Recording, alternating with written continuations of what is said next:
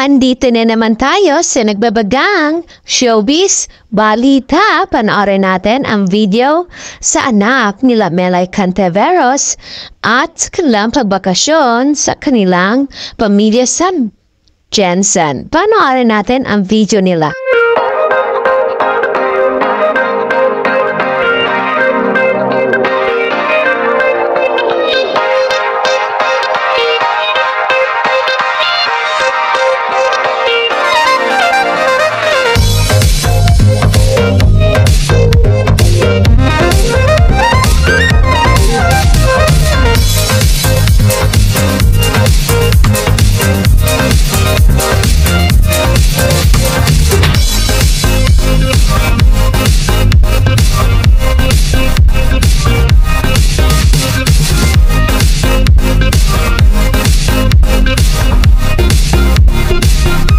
Nag-upload si Melay Cantiveros sa kanyang IG story at account kung saan ibinahagi niya sa kanyang mga fans ang pagbakasyon nila ng kanyang pamilya sa Jensen.